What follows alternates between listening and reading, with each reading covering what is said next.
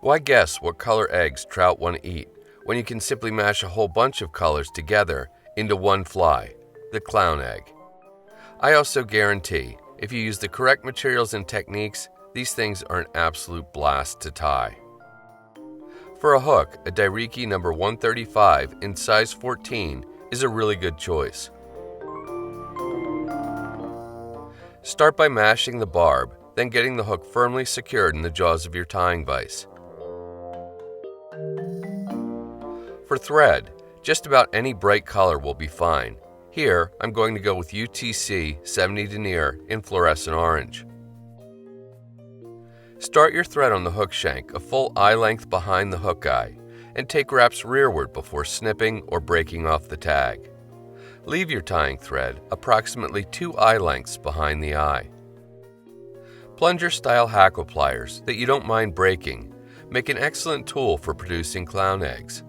Separate the back end from the front and pull out the metal innards. Discard these as you only need the front part of the tool. Locate the place where the taper ends and goes into a short flat section behind the tool's tip. With wire cutters, snip at this point. You should notice that the tool is hollow for its entire length. Use a nail file to round off the edges so as not to fray thread.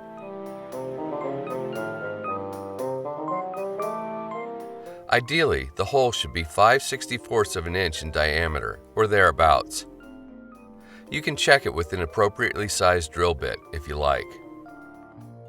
Other commonly available items, such as an extra tip that comes with a bottle of CA glue, or the cap of a permanent marker, can be cut off or drilled out and will work fine as well. The real key to this pattern is McFly Foam, here the clown package. It may look like regular egg yarn material, but I can assure you it's not. You really need to get the McFly Foam.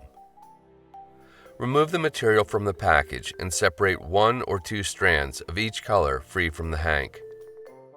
If you have any rough spots on your fingertips, this stuff will get caught on them. Try to be patient and keep everything as organized as best you can. Once you've got a couple of strands of each color lined up and in a bunch, squeeze one end tightly and trim the ends off square, like so. Now it's time to load the material into the tool. Insert a bobbin threader into the tip end of the tool and run it all the way through. Place the squared off ends of the McFly Foam into the threader's loop, and then, with nice even pressure, start to pull the material through the tube. You'll need to use a fair amount of force in order to pull the doubled over end through the small hole of the tool, but this is what you want. Release the threader from the McFly Foam, and then pull the material back down the tube until just a small amount sticks out of the tip. Once again, cut this material off square. You want to be left with about an 1/8 inch of material sticking out of the end.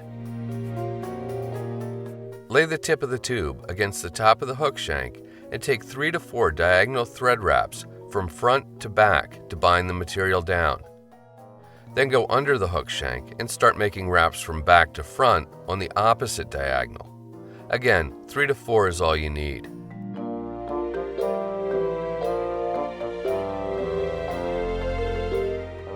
Finish up with a wrap immediately in front of the material. Pull on the tool to expose about a 1/4 inch of material and kind of angle the tool back and out of the way. This will allow you to easily execute a 3 to 4 turn whip finish. Then you can snip or cut your tying thread free. While pulling the exposed material tight, use your scissors to snip the segment off square right at its midpoint.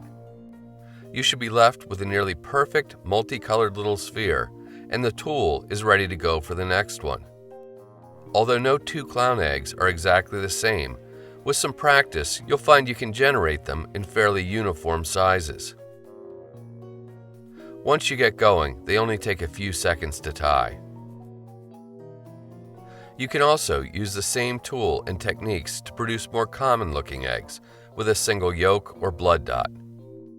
I always have a couple of tools loaded and ready to go, stored in a plastic bag. And to think, I used to be scared of clown eggs.